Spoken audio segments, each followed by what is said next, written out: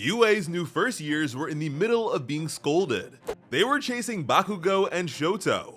One of them watched a rebroadcast of the fight against All for One.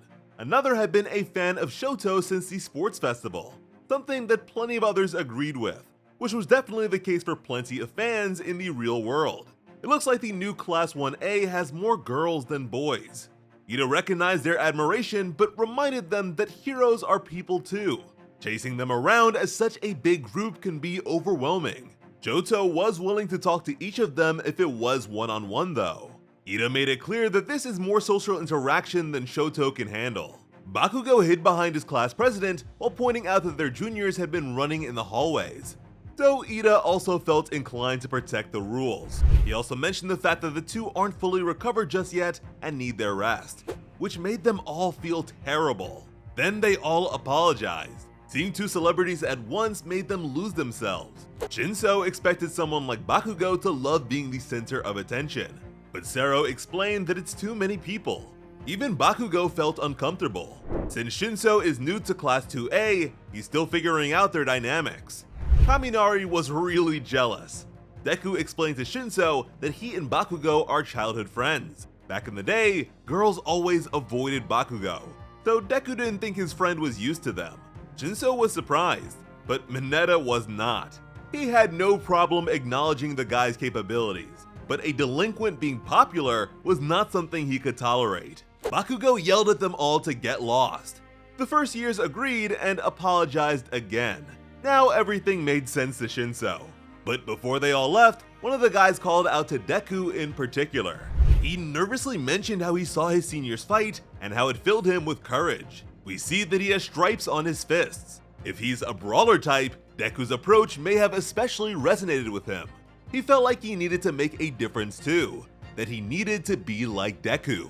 So he wanted to express his gratitude. Then he swiftly apologized for being a bother. The thought of his conversation with Spinner suddenly came to mind. Deku struggled to respond. He felt a pain deep inside himself. Mineta was crying tears of blood as he prepared for his final fight against Bakugo. Deku and Shoto were fine, but he absolutely refused to let a troublemaker like Bakugo be popular. This was a declaration from his soul. Kirishima told him to calm down. Uraraka, Sue, and Mina listened as he added that the war was too big. Not everyone could be praised for their contributions. Because the trio were at the center of the war's broadcasts, they received more attention than anyone else. Uraraka just kept her arms folded in front of her face. So the story of how we all became the greatest hero thing is not according to public perception. In the staff room, President Mike told Eraserhead that there was another interview request for his class, but Aizawa refused. Ectoplasm wondered if the guy was sure, since some of his students like Mineta would love the attention. Aizawa would not allow it since some of them were hardly in the mood. He decided to prioritize their feelings.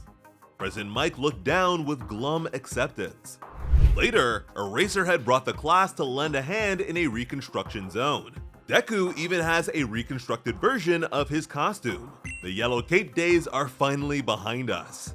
They were greeted by Fat Gum and Best Jeanist.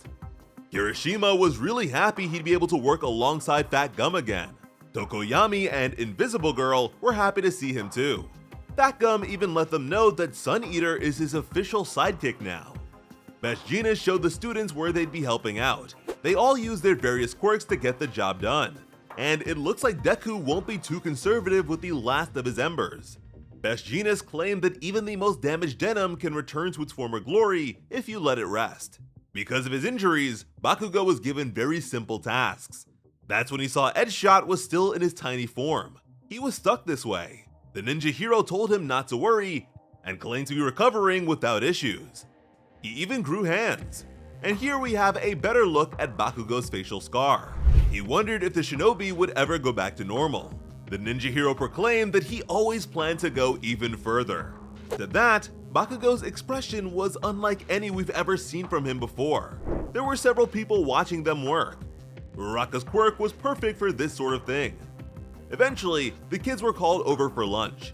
There was plenty of food, but the onigiri stood out to them immediately. The man who served it said that his plot of land was destroyed during the big fight. Deku remembered his promise to bring it all back. He apologized, but the man clarified that he wasn't trying to blame them at all. Seeing them all do their best made everyone realize that they shouldn't be moping around. Instead of leaving all the hard work to heroes, they would do their best too. But on account of the food, the kids were confident that they would be able to finish everything in a single day. The citizens wondered if they were sure since they didn't have enough people. Just then, a bus from the school approached. Aizawa wondered what was going on since something like this was not a part of the schedule. The Mentor stepped off while apologizing to Eraserhead. He is the homeroom teacher of Class 1A, and his students wanted to apologize again. These first years were way too intense for Kaminari. I love Cementos' expressions. Eraserhead wanted to know why Cementos brought them along. Their teacher admitted that his class's will to apologize was just too strong. So yeah, nobody seems to like the new kids. They were told that their upperclassmen need some space, yet here they are. Deku's biggest fans shouted that they wanted to help their upperclassmen like they fought to protect everyone. They just started high school and didn't have provisional licenses, but were willing to do anything they could to help. It's interesting that they already know about provisional licenses considering how long it took Class 2A to get there. These kids really are intense. Class 1A would be doing light work away from Class 2A to avoid getting in the way. Hiroshima wondered if underclassmen were supposed to be this weird. Ojiro was thinking the same thing. They let the juniors know that they would not be sharing any of their food with them, but Class 1A had already eaten. Oh man, they totally hate these kids. The old-timer piped up. He figured that doing your best causes others to do the same. Deku watched Sue check up on Uraraka. The gravity hero agreed with the sentiment. She said it was good that everyone was becoming more and more optimistic. There is clearly more going on beneath the surface here. Deku and Sue just looked at her for a while, but Uraraka swiftly changed the subject by asking what the two were eating. Then she totally focused on the ingredients. She smiled while chowing down on some onigiri. This is the same deflection tactic we saw when she started talking about Deku's haircut. And just like back then, Deku watched her with wide eyes. It was 7 p.m. They weren't required to live at the dorms anymore and could go home whenever they wanted to. Sue approached her friends and shakily told them that Uraraka would be staying home for a while.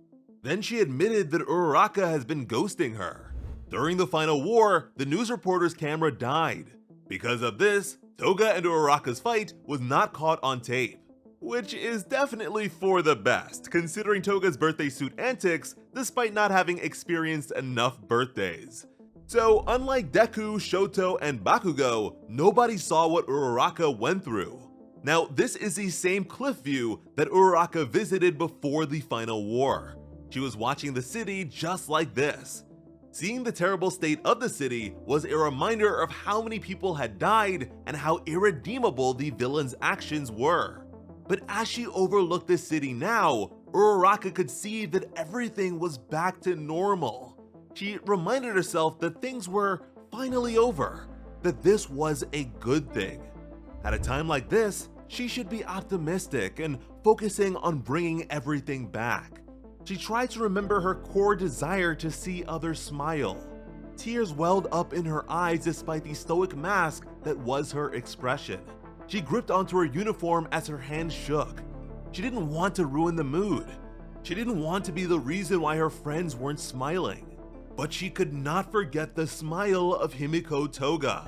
The smile she shared as she sacrificed herself to save Uraraka's life. Now, in a way, she has inherited Toga's old mask. Uraraka had been suppressing her feelings. Tears fell as she felt pain from a deep emotional wound. She was crying her eyes out as a pair of red shoes landed behind her. Uraraka continued to cry. Deku called out to her. He tapped into the power of his embers to reach her. The last time they were here together, Deku totally understood how she felt. They agreed that they're both oddballs. While he was smiling with All Might and Bakugo in the hospital, we saw Deku clutch onto himself in the exact same way that Uraraka has. While everyone else can joke around and start feeling normal again, these two cannot escape the pain they feel. Bakugo didn't have emotional investment in any of the villains. Shoto was obviously invested in Dabi, but he and his family are pretty resolved on that front. And everyone else is your standard good hero that stops villains and doesn't ask too many questions.